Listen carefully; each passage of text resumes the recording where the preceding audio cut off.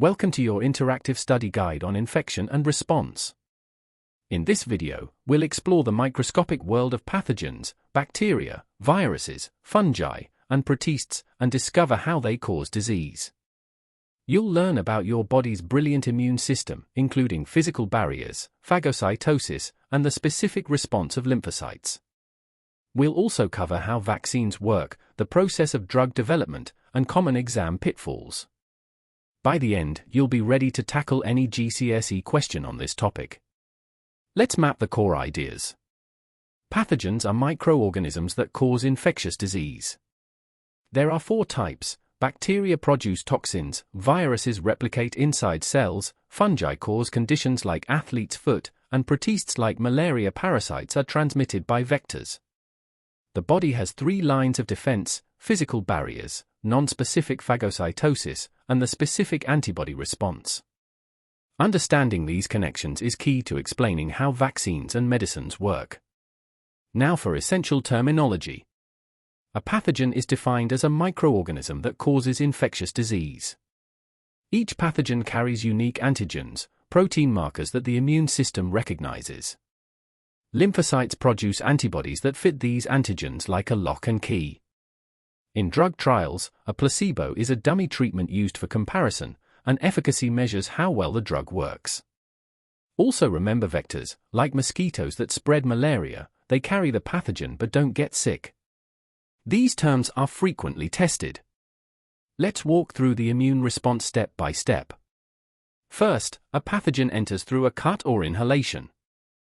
Phagocytes, a type of white blood cell, engulf and digest the pathogen. This is phagocytosis. But the real power comes from the specific response. Lymphocytes recognize the unique antigens and start producing antibodies.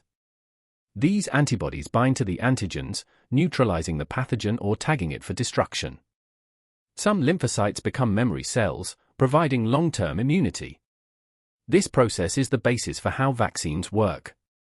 Let's work through a typical 6-mark exam question. Explain how vaccination leads to immunity.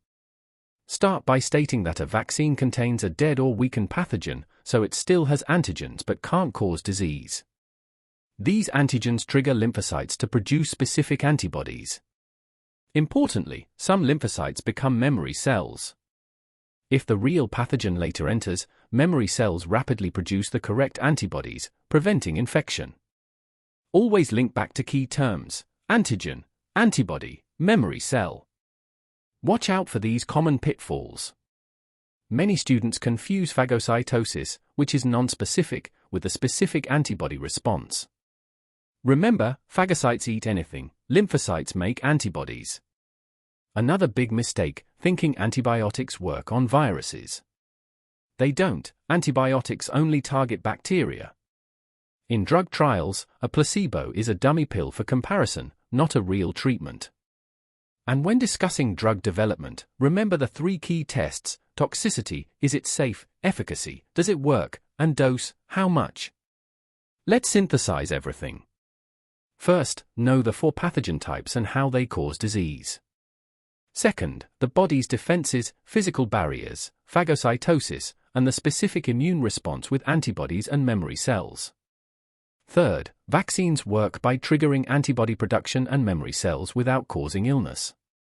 Fourth, drug development involves rigorous trials testing toxicity, efficacy, and dose. Finally, master key terms like antigen, antibody, placebo, efficacy, and vector. With this knowledge, you're ready to ace your exams. Keep studying, and remember, your immune system is amazing.